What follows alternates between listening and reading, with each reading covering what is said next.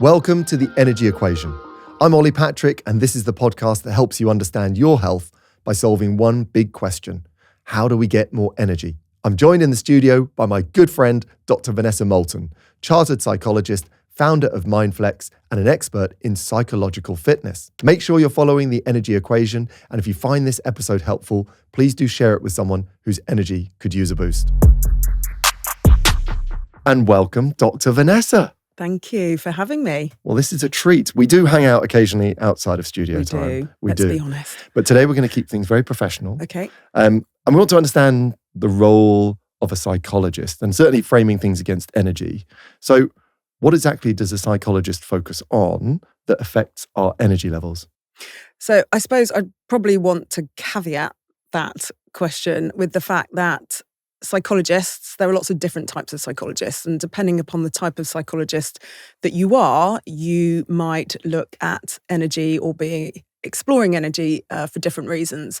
So, we'll have sports psychologists, we'll have forensic psychologists, we'll have clinical counselling psychologists, of which I am. Yep. And so the sort of psychologist I am and what I do, I'll be trying to understand what's going on underneath, what's driving some of the behaviours or limiting some of the energy specific behaviours that we could be engaging in. So as a psychologist, I'm trying to go a little bit deeper. I'm trying to understand the kind of the underlying psychological operating system that's going on, because we can have all the tools and strategies in the world that would facilitate optimizing our energy. Yeah. But there could be, and there generally is, several underlying kind of operating rules that people are generally not aware with or aware of that would, determine their ability to use those strategies. So I'm trying to go a little bit deeper, or I'm trying to help people understand themselves what are those things within their underlying operating psychological system. Well, I like that. I want to get into these operating systems. Okay. But I think there's a lot of people are feeling fatigued. How might you distinguish between psychological energy and physical energy, being tired in my mind and being tired in my body? Is there a difference? Now, there's a difference in terms of maybe what we would look at from a psychological perspective. So psychological energy may be more around thinking about how someone is cognitively processing things. What's their cognitive load? What is their ability to emotionally regulate? Because that takes energy. But the thing that's important, and I think the important mindset shift that somebody could really utilize, is the fact that yes, there are kind of different things related to psychological energy versus physical energy, but it all gets drawn, that energy, from the same energy pot. So there's an amazing woman, Professor Lisa Feldman Barrett. She has done a lot of research, and she uses terminology of the body budget. And it's thinking about our energy, both psychological and physiological, coming from the same pot. So the brain is constantly making energetic predictions about what or how much energy something requires, be that something that you're doing psychologically, a really difficult meeting or a conflict that you're trying to manage versus training or running for a marathon. The brain can't actually tell the difference between the two. It just looks at the demand required. So the brain is constantly running like an energy sheet that it's looking at and what's left in that balance. Yeah. Because we engage with things psychologically and physically that withdraw, kind of think of it like a bank account. You make a withdrawal from that bank account, that body budget. Yes. But then we can engage with both using our internal psychological operating system, but also the external resources that we have to put deposits into that energy budget. Yes. I love that. Actually, in the world of sports physiology, we know that if I run a 400 meters, I'll go off at a different pace to if I'm running a 5 kilometers to a marathon, because I've budgeted the likely energy expenditure for those 3 different events. Yeah, and the reality is the majority of people, no disrespect to people, but the majority of people don't think of psychological energy in that way, or they may not even be generally aware that they have to make an allowance for the psychological energy that might be required from something. It's a bit like Think about your smartphone, for example. Now, we know that if we're running a movie at high brightness, we know that that battery is gonna go quicker than if we weren't. But the psychological kind of apps that sit in the background, they're working, they're using energy, but we're not necessarily kind of aware of it. So what I kind of use in the practice that I do, something which I call an approach called psychological fitness, what I'm trying to do is help people understand that they need to make allowances for that. They need to understand that there are things going on in the background from a psychological perspective that you might not be aware of, that are drawing down from your energy. And that's why a lot of people that come into my practice, they'll walk in and they're like, I'm just so exhausted. I am spent, but I'm trying to do this. I'm trying to look at my sleep. I'm trying to make sure I'm, eating well, but I'm still utterly exhausted. And a lot of the time that's because they don't have a personalized, individualized understanding around their own internal operating system that might be getting in the way of them being able to utilize those energy optimizing resources that they have. Really interesting. So you are basically putting people on low power mode, or you're trying to put people on low power mode. I'm excited. I want you to put me on low power mode. I can put you on low power. We'll do that later. But within that, a lot of people are coming in to your practice tired. We see this word burnout. It's being used a lot colloquially. Are you seeing burnout in your practice, and what is it from your perspective? I mean, 100%. It's almost rare these days to have someone come in, without, I suppose, we've got to think about it on a continuum. Burnout very much is really at the end of the continuum of chronic, long-term stress. Yeah. Burnout is effectively when someone has reached the point where that sympathetic nervous system, that fight or flight system, has been going and going and going, and it's not designed to be online for long periods of time. The physiological response that happens from stress, from rumination, from unrealistic expectations, from imposter syndrome, from all these aspects that are psychologically related to that, internal operating system. Yes. It means that their sympathetic nervous system is just got to a point where it's gone, I just can't keep doing this for you anymore. Yes. I'm not designed to do this for you.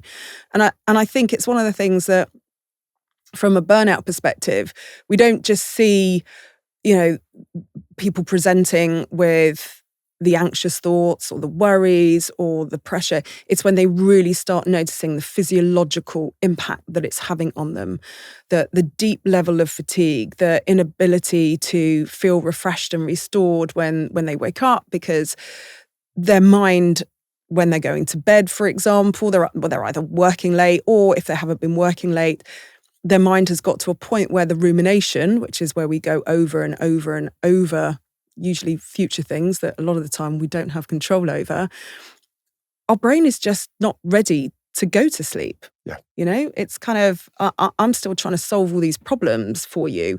So I'm not in rest and restore space. So, from a sleep perspective, they're not able to get good sleep. And when you're tired, then you're not using the nutrition that you can use to utilize, for energy.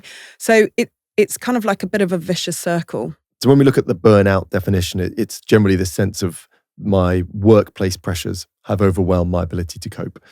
Are there any scenarios where it's not down to the individual, there's just too many pressures? And have you ever had to advise someone to change their physical or work environment rather than boost these assets? Is that possible?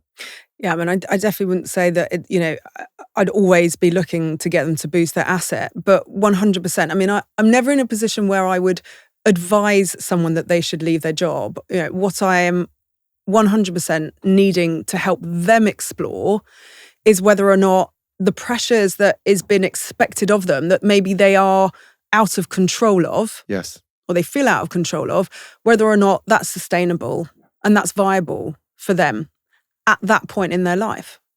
Because we're all capable also of not being able to sustain certain things at certain points, and maybe we would be able to sustain them better at a different point in our life. So definitely I have worked with people, especially from my executive coaching perspective, where we have had to really kind of break down what is it that they think that is expected of them, the things that they have control over within their environment, their ability to, not go back and recheck every email that they send 10 times, for example. This is where, people struggling with perfectionism. Yes, there's that aspect. But then if the organization is expecting them to manage 5 cases of something or 5 projects of something, and it's not within their capacity from a time perspective, from a cognitive perspective, is this environment right for you? It might not be. And it's always important to consider that as well. All of us are a product not just of what's going on internally, but also of our environment. And sometimes we do have to accept that, do you know what? This environment is not good for me. And that's okay. Yeah. I mean, if the pressures are unreasonable, then I suppose the case we're making here is, before you determine the volume of pressures are unreasonable, ensure you've got the assets to manage them more effectively. Yeah. And I've worked with, someone comes to mind that very much came to me considering leaving their job. And we've worked together to ensure that they have the tools and the strategies. And that is a live example. Not, how do you not read over 10 emails? Look at how much time that's going to take you to read that email over and over again to make sure it's absolutely perfect. To then also having the confidence and the self-belief to talk to their manager and say, because of the pressures that I have at home, I need to be able to only manage this level of capacity. Otherwise, I have to leave. Not in a, demanding way, but this is how it is.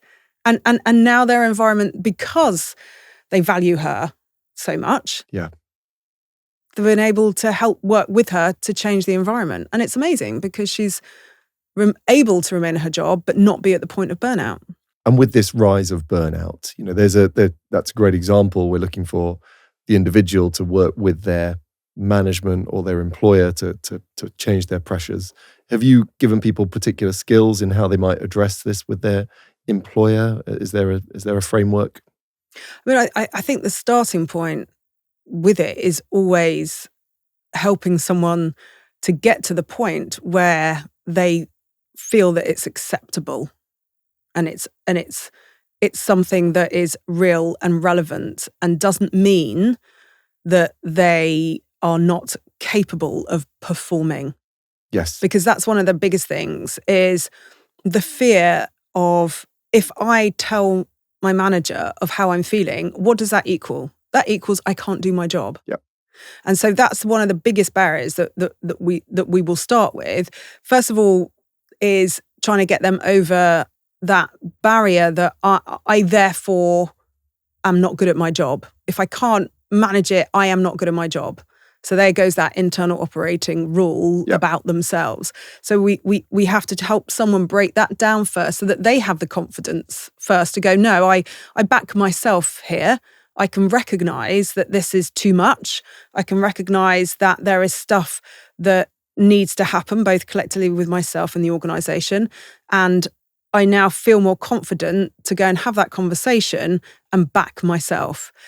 And then it is about, I will absolutely, we will walk through what that conversation looks like. And a lot of that is about helping people with being a bit more assertive. So the amount of amazing, very senior people that I work with who actually kind of have never really understood, the communication styles of being aggressive, being passive, and being assertive. And so actually one of the easiest and quickest tools that I do with someone is helping them understand how to be more assertive. And that hugely comes from a basic thing called the I script, which a lot of people have never heard of, and I love. Give me one quick thing that's going to make me more assertive. Using the I script. So so to be more assertive, we need to deliver things in a way that acknowledges somebody else's needs, but also acknowledges my needs. So when we are being assertive, we don't start a conversation by saying, things are too much here. It's, the stuff that's expected of me, I'm not able to do. Yeah. We can reframe that into something like, I need to talk to you about the workload. And this is where I acknowledge that the company and the business have levels of expectation or is also under pressure. Yep. And I acknowledge that. But from where I'm sitting at the moment, these are the areas that I'm potentially struggling with. And then you provide the solutions. So I would like to talk about, are there any ways where we could work on X, Y, and Z, which would mean that I'd be able to maintain my level of performance? So empathy for the scenario, yeah, and a route to some kind of solution, yeah, rather than just woe is me. Yeah, exactly. Acknowledge the other, but don't ever forget about yourself. Yes. And be open and honest about what your needs are, but then with an idea of how that could look. Yeah. I think it needs to look like this potentially. Can we have a conversation around that? Yeah, it's a cascade. And actually that measurement of that nervous system is obviously what we do on our celebrity guests when they wear that monitor for 3 days. Yeah. And we're seeing people in this perpetual state of being switched on and all the costs that brings in terms of no natural energy restoration. We've got a lot of people suffering from this at the moment. And we look at the stats from a mental health point of view. People would say, these are pandemic levels or it's a mental health crisis. What are we getting wrong, from a population perspective about our perspective on mental health? How we interpret what mental health means, for example, will determine how we respond to it.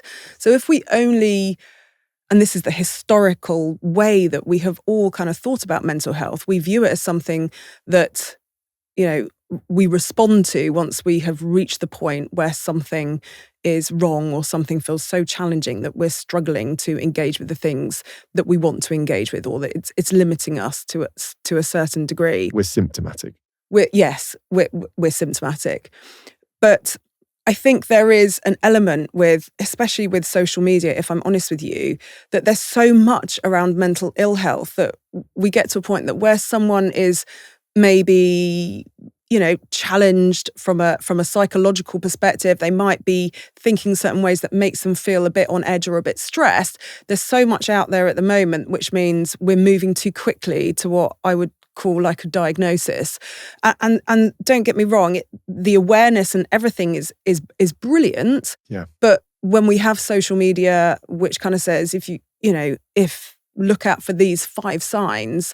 I mean, with depression, for example, if I'm doing a workshop at an organisation, I will always caveat, when I put the signs and symptoms up for depression. Yeah. So the reality is you'll probably be able to tick a lot of these boxes. Yes. But But that's within a normal framework. Within a normal framework. It's very normal, especially, with the amount of cognitive load and pressure that the world throws at us now, for a brain that's not designed. It's got it's an amazing piece of kit, but it's got some really old, rigid ways of thinking about things, which actually means that managing these pressures of the world today, it is hard. It is hard. Yeah. But it doesn't necessarily mean that when we feel stressed and we've had a stressor that makes us feel stressed, that, we have anxiety, or, when we've had a short period of time where our mood is a bit low, that doesn't necessarily mean that we have depression. We might be able to tick all those boxes for a period of time. And one of those boxes would be fatigue. One of those boxes is absolutely fatigue. We would look out for, if we use psychometrics, which as psychologists we tend to do. I don't like to rely on them too much. I like them to be boxes I can tick that then I can expand from to understand exactly what's going on for somebody. Yes. But one of the things and one of the symptoms that we will absolutely look out for someone struggling with depression is their motivation and their energy. Because what we tend to see with someone who is depressed is they have really got to a place where their energy levels are so low that it's getting in the way. It is a barrier for them to be able to engage with some of the things that we know are going to be really helpful. Here's a 60-second thought. We often think of energy as something we can add: more coffee, better nutrition, another workout. But the truth is, you can't create energy without recovery. And recovery starts with sleep. Sleep is one of the biggest drivers of your energy system. It's when your body restores cells, balances hormones, and resets your nervous system. Without quality sleep, everything from focus to motivation and physical performance starts to dip. That's why Simba have focused on the science of sleep. Using data from over 10 million sleepers, they've engineered mattresses and bedding designed to help you recover properly. Their hybrid mattresses combine AeroCoil springs and Simbatex foam to support your body, keep you cool, and reduce partner movement. Simba have won over 100 sleep awards, including 6 Which Best Buys, and they offer a 200-night trial, a 10-year guarantee, and next-day delivery. Head to simbasleep.com/energy equation to see how Simba can help you power up through better sleep.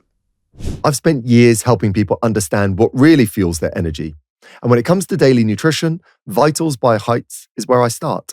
Most of us still fall short on those key nutrients that support energy, focus, and mood. And that's where Vitals comes in. This is what a modern multivitamin should be. It's advanced, it's absorbable, and it's actually effective. It includes not just the basics, but 20 essential nutrients, including omega-3s and B vitamins, which are vital for brain health and energy metabolism. What sets it apart and why I love it is the science. It's formulated by doctors and dietitians, and it's backed by thousands of studies. It's clinically proven to work. It's built for long-term impact, not just short-term spikes. And as someone who reads the research and feels the results, I believe deeply in this. In fact, I believe in this product so much, I've joined the Heights team as their Chief Energy Officer, because I believe they're setting a new standard in supplementation.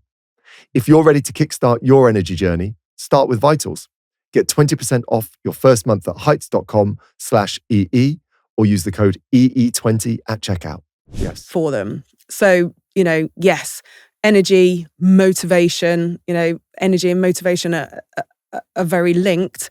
And when our motivation is low, it's very hard for someone, that I'm working with. If I sit there and go, okay, do this, this, this, and this, which I know is going to help them. Yeah. But actually, their internal psychological operating system has got to a point. It's running by certain rules, which makes it very hard for them to engage with that. And then again, it's that cycle. They're not able to do the thing that would give them the energy. So I want to still come back to what's wrong with the system, but clearly here we're aligning on the fact that the symptoms that are often classified as depressive can be on a spectrum. And certainly that low energy, low motivation could be commonly encountered, but wouldn't necessarily define a clinical condition. And, certainly when we're looking at these things, if there's lots of people feeling they've got mental ill health, have we got enough focus on the other end of the spectrum? What is this a continuum? I mean, I view it as a continuum, and it's something that I'm really kind of passionate about in terms of trying to help people change their mindset around that. Because, everything in life generally sits on a continuum. And, we've got mental ill health at one end, and then we have, what I kind of call psychological fitness at the other end. And actually, there is all the great campaigning and everything around stigma, and it's good to talk, it's okay to not be okay. Yes. I very much, and it's just not as snappy, and one day I might get a better, snappier kind of, car bumper sticker for this, but come on, let's have it. It's okay to be okay, but to still focus on your psychological health. Right. What can you do with that? Listen, we'll give us some time. I know. Give us some time. If we'll have we a little could think. wrap that up. But here we're talking about the idea that we view human health on this continuum, that not being unwell is not the same as being well. And that sort of aligns with all the good definitions of good health. And we can think of the physical health as -100 is, of course, where we're no longer to be alive. 0 is no symptoms, but +100 is physical flourishing. And you're seeing psychological health on that same continuum. And what word do you put at the top of that? Because, if at one end we've got dysfunction and we take 0 on that scale as no obvious symptoms, no obvious dysfunction, what's the vision of +100 in psychological well-being? Is there a good word? I mean, I use psychological fitness, that we are, we are psychologically fit. Okay. Wow, We're able to strategically and proactively manage the way that we think, feel, and behave, especially under pressure. Love. And that's what my aim is to help people to be there. But proactive is the really key word there, as in to change our way of considering paying attention to this system that is constantly drawing from our energy budget, and to consider it still on the days where we feel great, to recognize it, to raise our awareness. We spend 80% of our time in autopilot. We're not choosing how we want to respond or how we want to think about something. We leave it up to the laziest part of our brain that's always going to take the path of least resistance. The path of least resistance is always the way it's always done something. Yeah. So new habits, new ways of being, we have to be more consciously aware, more intentional about what we're doing. Gotcha. So this is a proactive approach that you wouldn't wait until you're symptomatic. This isn't about, I feel early stages of depression or early anxiety. This is a framework everyone should be thinking about to improve their psychological fitness. That's what you're saying. Absolutely. And I believe we have to be. Okay. We have to be. Again, especially with the world that we live in right now. Remember, the brain, this tofu-like structure that's in there, it's not designed to function or allow you to perform or allow to have as much energy as you want. It's not designed to kind of do that for you automatically in the world that we live in. We have to be more intentional, which is why, yes, it's great having all the strategies and tools that are there, but you still have to understand from an individual perspective the nuances of your own little operating rules that might get in the way of that. I want to get into that. We've got to get into those now. Well, I'm still stuck on a tofu-like structure. Yes. Have you gone for tofu I've never heard of the brain described as a tofu-like structure. I'm kind of grimacing a bit to a certain degree, but it is, isn't it? If you does that work for you? For me, it looks quite tofu-ish. I probably need to reframe the tofu I'm eating. Okay, it's sort of right. the brain is probably fat, isn't it? So it's a load of fat. So I always picture it as sort of jelly. So somewhere between us. Okay, we've got a clear vision. Now, you've mentioned psychological fitness. You've mentioned these operating structures. You've got a model here that, again, deploys the key areas that might be able to improve my psychological fitness. Are you able to give us a whiz through those on the basis of how we might use them to improve our energy and our overall well-being? Unwind and de-stress, being able to do that. Flexible thinking. Compassion to self. Lovely. Compassion to others. Yep. Confidence and self-belief. Oh, like that one. Resilience. Grit. Love grit. Support network. Your physical health and well-being. Good. And mindset. So growth mindset. You get an A+. That's Thank very you good. very Well much. done remembering those. The pressure is off. Well, now you need to give a practical example. So those words all sort of make sense. Yeah. But these are things that you've done an awful lot of due diligence on. There's research to back up. So grab some of those and tell us again a practical thing of how that would need to be understood and then activated in my life in your language. Yeah. So start with number one: unwind and de-stress. And that sounds like a really basic, obvious thing that we all need to do. Yeah.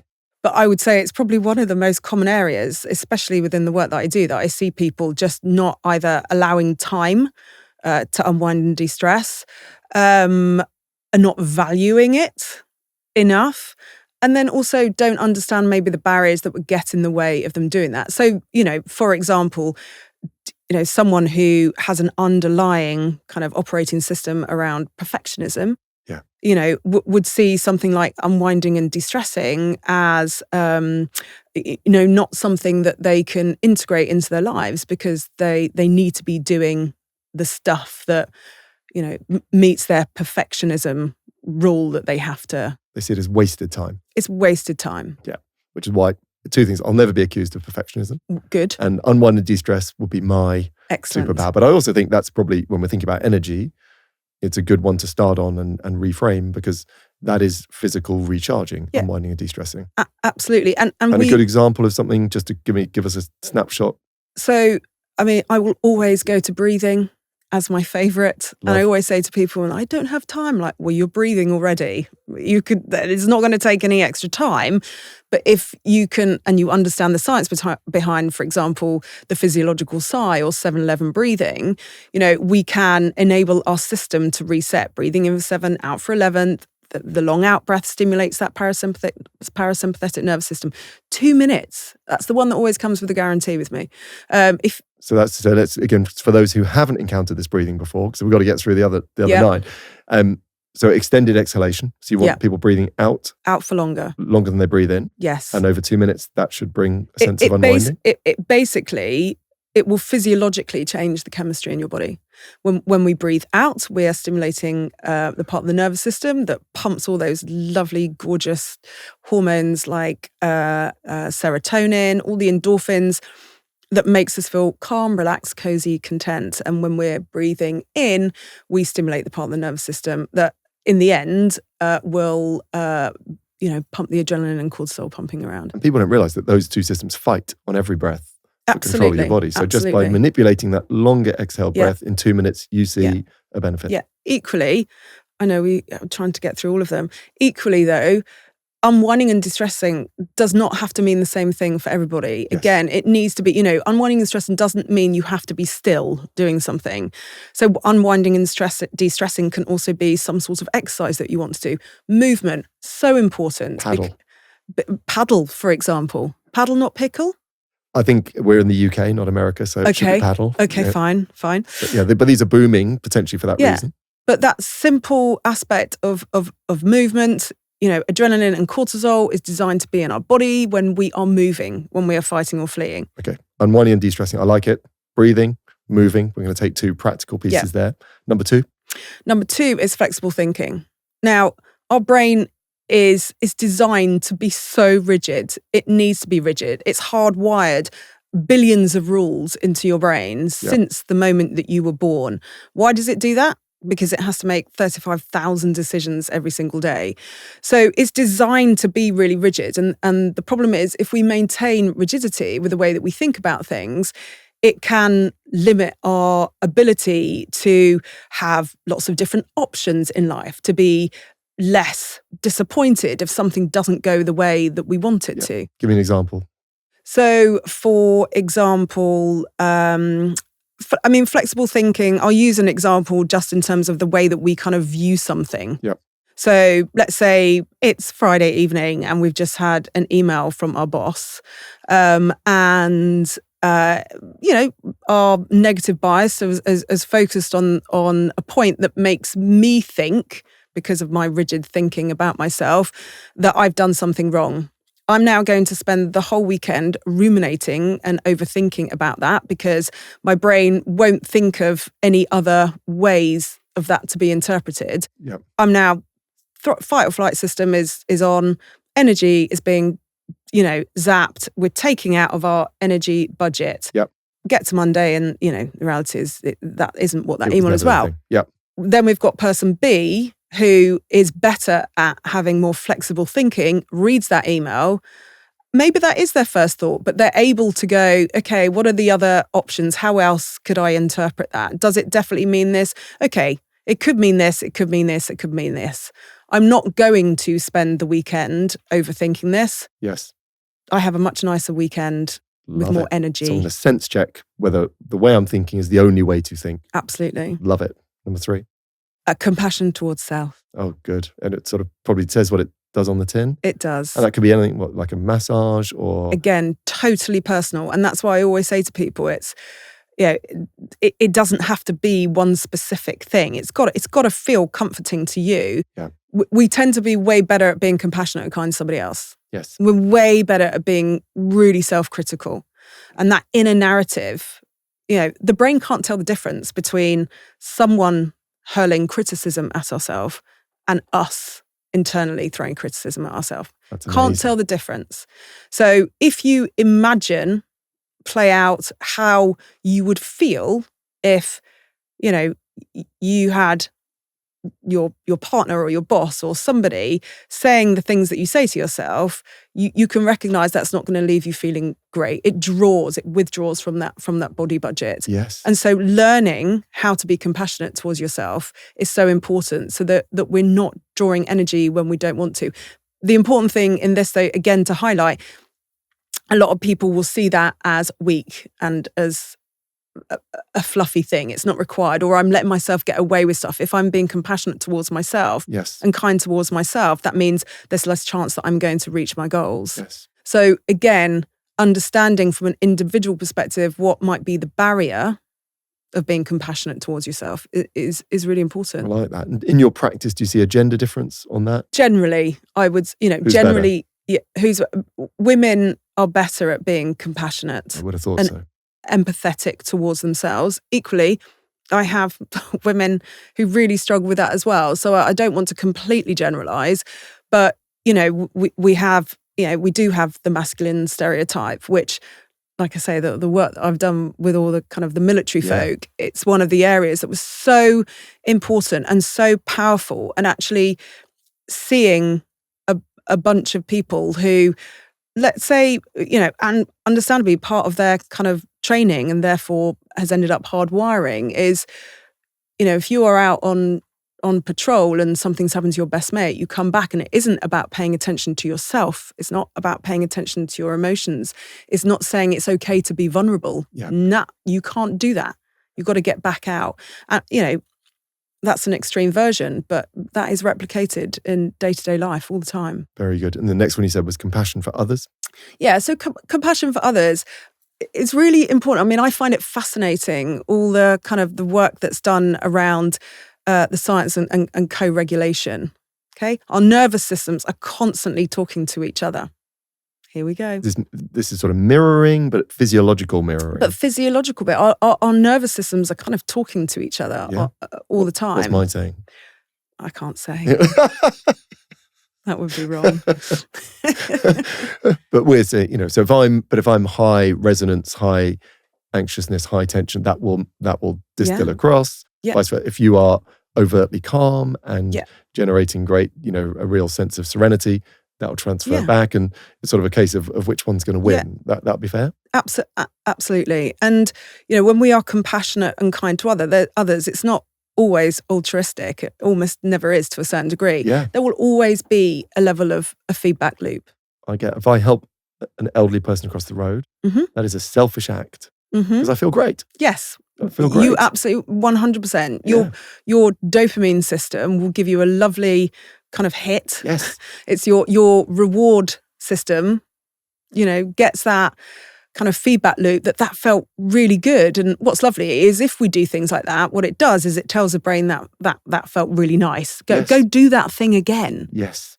And this, again, would explain those in volunteering roles and charity. There's a great sense of psychological fitness from giving care to others. Yeah, I mean, compassion satisfaction is huge, especially in those caring roles, as well as sometimes compassion fatigue. So again, on a continuum. And how does someone find that balance? So there'll be a lot of people listening who give all of themselves to someone else. And is that just an imbalance between they've got the compassion for others dialed up to 100, compassion for self dialed down? Would that be a fair headline? Yeah, it's I mean, some people will obviously, and it's wonderful, people in roles where the focus and the meaning and the purpose is all about the other person. Yeah. But it is about recognizing, again, that kind of that balance of finding somewhere in the middle. Yes. I always kind of say we tend to, or we very often go to one end of the kind of continuum. Yes. Go all in, yeah, or then go all out, and black and white. And I always say grey, this lovely grey area in the middle. And, it will feel like I don't have time to focus on myself. I don't have the energy now to do something for myself when you're being so focused on compassion and supporting other people. Yeah. That's a very easy trap to fall into. But recognizing at the end of the day that from a psychological perspective, from a physiological perspective, again, there's only so much that you can expect from yourself and from your mind and from your body when you are being compassionate and caring. And especially if you are exposed to people who are experiencing trauma or something which is, emotionally draining to watch and be a part of. Yeah. We often track our steps, our sleep, our screen time when we're looking at our health, but we almost never check what's going on inside our body. And that's what got me hooked on Stride One. It's not just another health test. It's a full system. It's DNA, it's gut microbiome, it's blood biomarkers, all connected to one platform.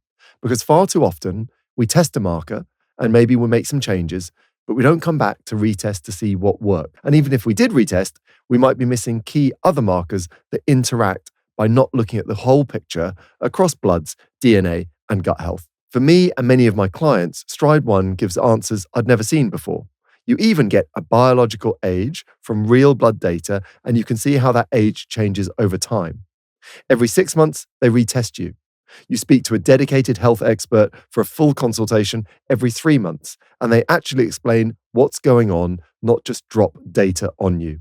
It's proactive, personalized, and became a core part of how I understand my energy and manage my life. And if you want to run the exact same tests that we use on our guests, you can do that by heading to getstride.com/energy, or just check the link in the description. We talk about, or I work both with trauma, but also vicarious trauma. And we know that the brain, again, focuses or processes trauma, primary trauma, you experiencing something, Yes, and secondary trauma, me hearing what you're going through or supporting you. The brain processes it in exactly the same way. So, those people who are exposed in life to those sort of roles, either within work or even at home, if you're a carer, it can really take its toll, compassion towards others. So it's something to really keep a check on. Yeah, and I think it's worth an extra line on that vicarious trauma. So we've got incredible people working in frontline services, people who are first responders. Ultimately, the trauma doesn't have to happen to you for you to absorb the physiology and psychological challenge of that. Could that also be possible through me observing too much 24-hour news if I'm drawn into, are we seeing people picking up vicarious trauma through just being dragged by the world's horrors? Absolutely. Yeah. Absolutely. We have kind of, in my world, we call them, world views about how the world should be, how I should be, how others should be. Yeah. And the more that we are exposed to, the stuff that's going on throughout the world, our worldview about safety, about ability to, keep ourselves afloat in life, all of that can have a huge impact simply just by watching something on the TV, which is why, I always encourage people, for example, don't watch the 10 o'clock news. No one ran a test to see whether humans could handle seeing the worst things happening in the world just before we try and go to sleep. Just before you go to sleep. Yeah. It's like, we say don't read your work emails. I had an experience recently with a friend, and they were really ratty and really, not nice to be around on this certain day. And actually, the next day, fair play to them, they said, you know what, I read an email from work. I'm meant to be on holiday. I read an email and I didn't get any sleep last night because I thought about that email all night. Now I didn't get any sleep. Now and then yesterday, and I'm really sorry that I was quite irritable, and clearly you guys probably felt it. But it is exactly that. Don't read emails at nighttime where you never know what someone's going to say. Yeah. Don't watch the 10 o'clock news. Engage in stuff that feels comforting and soothing, because that's what your brain needs to give it the best opportunity to be able to get the sleep and the rest and recharge the energy at nighttime. I agree. So we've gone into, I love the compassion play. That's great. We've been talking about trauma and some challenging things. Give us something optimistic. Give me another one that maybe a more positive lilt. Okay. They're all positive. Well, they're all positive, and that's the point, I suppose, with all of them, is that that's the idea of building psychological fitness, is making sure you don't have to be 10 out of 10 on all of these all the time, but generally speaking, we're kind of, we'll be doing really well at one, but something falls off a bit. So the next one on my little circle as such, my wheel, is confidence and self-esteem. So can you build that? How does one make that an asset? I get it that it would make a big impact, but what can someone do to build more confidence? I mean, one of the most important thing to do is to stop and think about how you are interpreting and making sense of what's going on for you on a day-to-day basis. So lack of confidence, or let's say, self-esteem. Yeah. What's the difference between those two? Well, those two are the same. Self-efficacy is the differentiator. Yeah. So self-esteem is, if we have low self-esteem, we have low self-worth. It's more of a generic kind of, and if I'm honest with you, 80% of the people that I will see on a one-to-one basis, if they have low confidence and low self-esteem, they usually have what we call an underlying core belief, a rule that I'm not good enough. Wow. And I would say 80% of the people that I see have a core belief, that underlying kind of rule that's sitting in that old part of their brain, that they're not saying to themselves every day, I'm not good enough, but that old part of the brain is kind of whispering it. Wow. And what that does is it changes the lens that they see themselves, the world, or something through. Of course, because someone told them at some point. Either someone has engaged with them a way that's made them feel that they're not good enough. They've engaged with things that, therefore the brain thinks this is the evidence that I am not good enough, and then it all gets compounded. So stuff can happen, yes, through your childhood, or as we're growing, and then because we then see stuff through that I'm not good enough lens, our lovely negative bias that the brain has then is simply looking for evidence that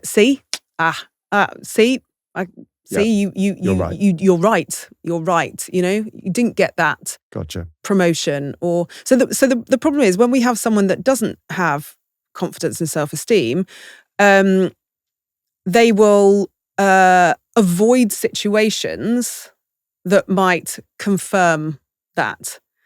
So what we want to do, and what I want people to recognize, is that when you take the risk to feel uncomfortable, to put yourself in a situation that might help you change that belief about yourself, yes, you have a greater opportunity to build your self-esteem and your confidence. And it's the basics of what we kind of do, what we call exposure therapy. Yes. Which is, let's say someone doesn't have the confidence and they have low self-esteem, which means, from a social situation, they avoid social gatherings, or they won't put themselves in a situation that might make them feel uncomfortable. They never give themselves to prove to their brain, which is evidence-based, that actually you can do this, yes, and it's usually better than you think it's going to be, and then that has the feedback loop to the brain.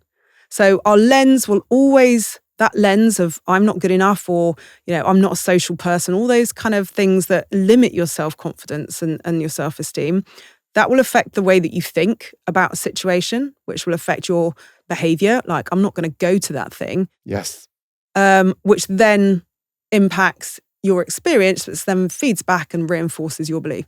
I've got lots of sort of motivational cushions around my house, and one that says I'll believe it when I see it. Yeah. And here we're talking about, fundamentally, I've done that thing, and I'm going to change my beliefs about myself now. And the phrase "fake it till you make it" actually plays a big part in our psychological health and psychological fitness. As in, if we expose, have you no? If we fake it till you make it, which is, if we tell our brain something enough times, it will believe it. Just as it will believe it, we've told it, or it's heard enough times that you're not good enough, maybe not necessarily those exact words. In the end, it believes it, even though that's not correct. So we can rewire that. We can rewire that if we have the ability and the awareness to step back, consider that rule that we are placing on ourselves, ask ourselves, is that really true?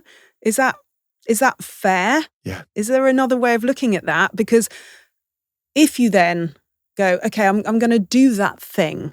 I'm going to expose myself to that thing that makes me feel uncomfortable, and you get that good feedback. Yes. It then builds your opportunity to expose yourself to more things in life, which might feed you with energy, as opposed to, let's say, the person who chose not to go to that social gathering and sat at home on their own. We've just, I love potentially taken a withdrawal, as opposed to charging that energy budget up. And that's hard. I mean, that's probably where, in my experience, people do benefit from having psychological support. Yes. Because there'll be people listening to this go, this is my, I see some of that in myself, but that inertia is real, and which, what's the first step in the ladder, and how do I consolidate? So that probably makes up quite a large amount of clinical practice. Yeah. And yes, and of course, what I will caveat that with is let's say someone does struggle with a social gathering. I'm not going to go, right, we're going to start by going to an Adele concert at Wembley and stick you in the middle. We're going to, what we call gradual exposure. But what someone needs right from the beginning are the tools and the strategies that help them believe that they have a greater control over regulating their nervous system. Yeah. So if you don't have the tools and the strategies of breathing, visualization, compassion and kindness, not going to yourself, oh my God, you can't do this. There's no way that you can do this. That compassionate, supportive talk, all those things. I could keep going. I won't. We need to arm someone up with those tools and strategies to help them believe that they can do that thing. Yes. And actually, they do have a greater level of control over their nervous system, which won't make them feel overwhelmed, which won't make them feel, for some people, like they're going to get into a panic attack. Yeah, understood. I can do this. I want to get into another one. Give us a quick run of grit. So grit is perseverance. I'm smiling because I love grit. We talk about grit a lot. We do talk about grit a lot. So grit being the perseverance and passion to achieve long-term goals. We very much live in this instant gratification world. Give it to me now, and we're losing, to a certain degree, that ability to sustain ourselves to be able to achieve longer term goals. And the brain loves achieving longer term goals. It really does. So to keep psychologically fit and well, we need to be able to ensure that we do have a bit of grit inside of us, and that we can persevere when things get hard. So it's a great thing. And I think lots of people ask, physiologically, is a marathon good for me? And it sits on the fence. Maybe not. We see some of the biological markers that you find in heart attacks in people when they've done a marathon, sort of breaking down the heart. But it's a good example, a marathon, is it not, of a task that you have to persevere to achieve a long-term goal. And once you've got that increased grit, what then does the rest of your life look like? Is there a ripple effect out? It absolutely has a ripple effect. Again, go back to this point and always remember, your brain is evidence-based. Yep. Okay? So when you give it the evidence that you can do something, yes, it goes, amazing. I can do this other really hard thing that I didn't think I could do before. If that is true, what else is true? Yeah. Yeah. It's telling your brain that you are capable of doing usually more than you think that you can. Yes. And so, again, being around gritty people, we've got these wonderful things in our brain called mirror neurons, that when we watch someone else being gritty, that again fuels our brain to think that things are possible. Yes. I think most of my grit comes from watching other people do hard things, which I'm really pleased about. There you go. But there's scientific evidence that helps. I'm so pleased about that. Now, lots of people get grit and resilience intertwined. What resilience is probably the most used word in stress, in well-being, etc. Give us a potted synopsis. What do you mean when you say resilience? Resilience, and there's no kind of strict definition of resilience. There's loads of different definitions out there. But effectively what we're saying with resilience is sticking with something, even when something gets hard. Yeah. So resilience is more around making sure that you've got the tools and the strategies when those speed bumps occur in life. And it's one of the reasons why I do differentiate between what I call psychological fitness and resilience. Yeah. So resilience still has a narrative about it, and semantics are really important. When we talk about resilience, again, it still has that perspective of this is the stuff that you can do ahead of something difficult potentially happening. Yeah. And that can be a big life speed bump, and that can just be everyday difficulties and challenges. I differentiate psychological fitness. I come back to the point, which is we're not doing stuff just to make the difficult things a bit easier. Yeah. We're doing stuff because in everyday life, we just need to build our psychological fitness. And give me an example how I would, again, or someone at home would build resilience. Is that as clear a skill? I think building resilience it's having, first of all, having the mindset that we have the ability to use tools and strategies, be that external resources, and there's lots of different external resources, and our internal resources, being able to understand how they can work so that then when we, for example, get to a point where we have, got a situation where work is being really demanding and something's happening in our personal life, the pressure of life feels like it's building and building. We now need to dial up what I call all the stuff that you would proactively do anyway. Yeah.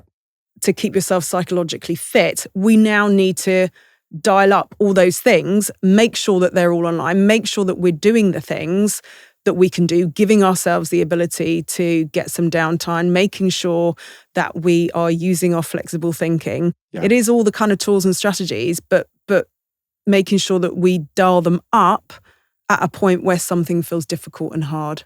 Okay, so the next one, which is, it is the biggest and most important one, is our social support network. And I say that because... You put this as number one?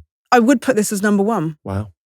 Because time and time again, research tells us that our biggest psychological protective factor is our social support network. Yeah. Who we have around us. And I say to people, from the get-go, if I'm working on them on a one-to-one basis, we need to understand what's going on from a social support network. Who do you have around you? Because I can do as much therapy or I can do as much executive coaching with you every week or every 2 weeks.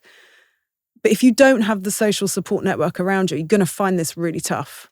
And is there, because there'll be lots of people who are surrounded by people, mm-hmm. but maybe not people they can talk to about this stuff. Is there a sort of definable that this has to be, you need one person you can share with openly or 3 people? Is there a volume to this, or is just having all my mates at my football club enough?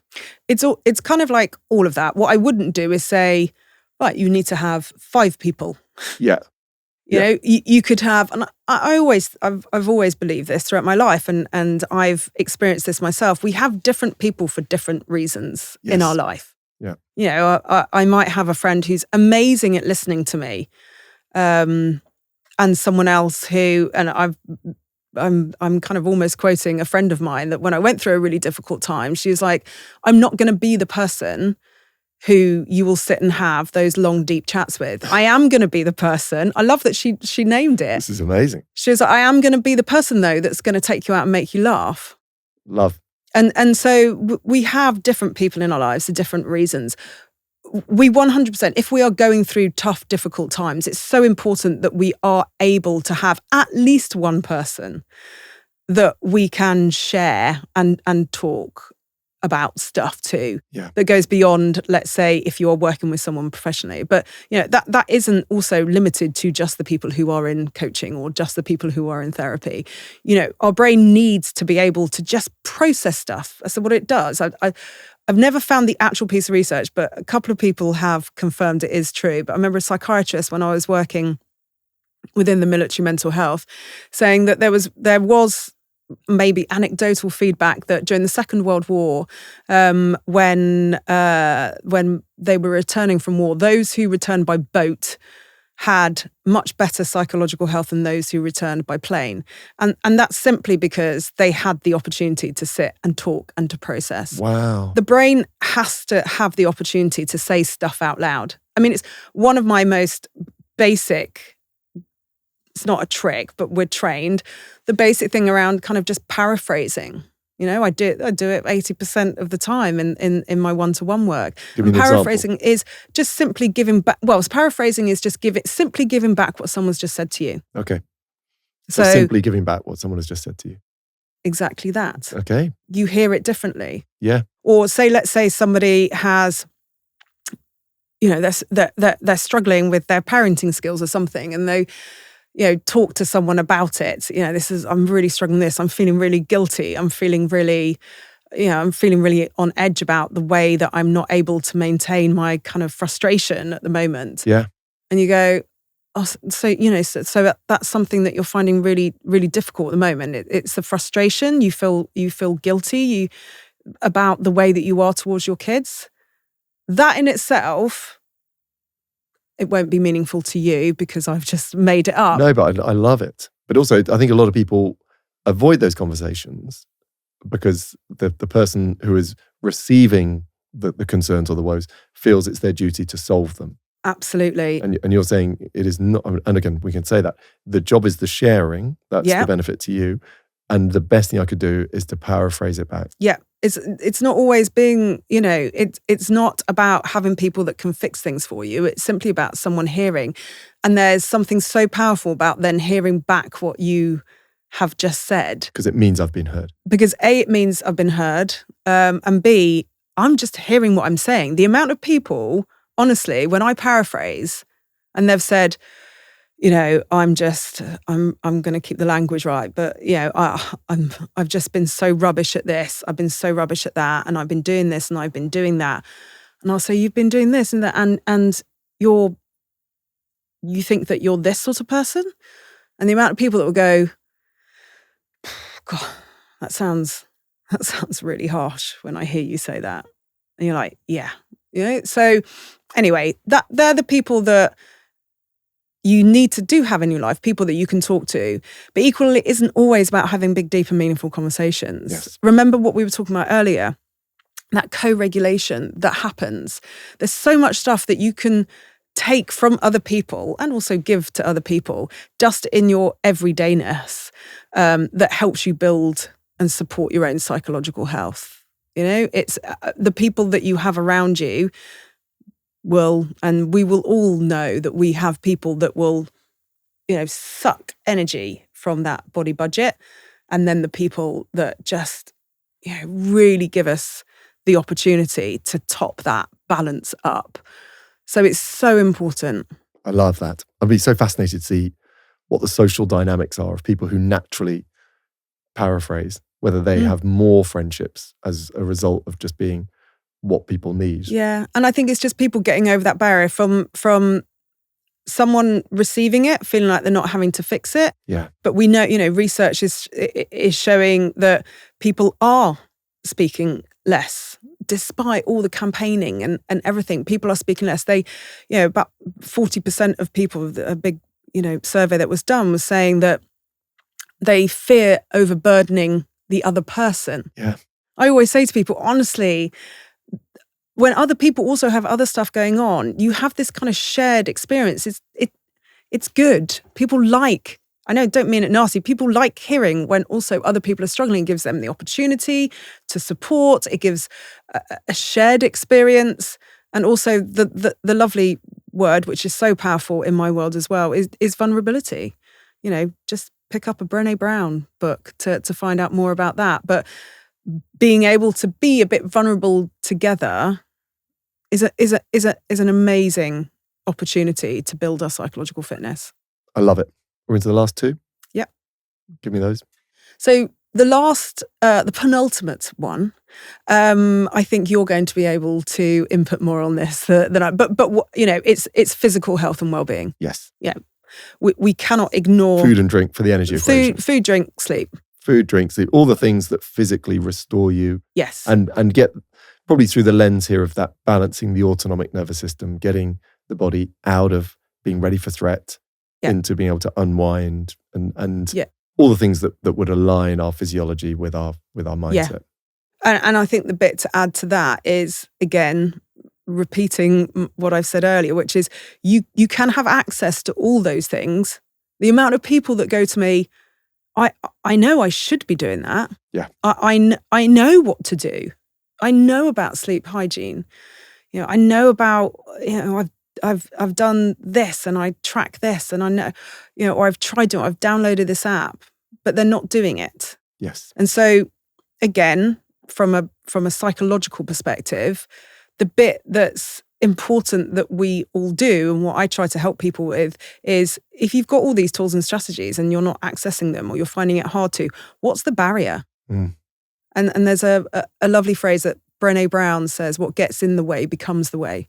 And we do have to go sometimes a little bit, and I don't mean deep therapy, but we do have to understand that internal operating system, your blueprint, which means what is it? What's the barrier? What's the psychological barrier? There'll be a psychological barrier. And let's just try and remove that. Agree. To help you use the physical health and well-being stuff that, we have so much access to now. We do. I don't think on your original framework, understand, activate, integrate. I think everyone's straight at the activate stage. And I think we're both collectively trying to work on the understanding, because if you don't know why you're doing something, it's very difficult to sustain it. So that one I love. Last one. Growth mindset. Ooh. Growth mindset, effectively believing that we have the ability to change. That's what growth mindset is. If we don't have that belief, that underlying belief that we can change things, that's just a massive hurdle. So, growth mindset sits at one end and fixed mindset sits, at the other. Yeah. And you want to give me more of a growth mindset, give me a practical thing that I could do.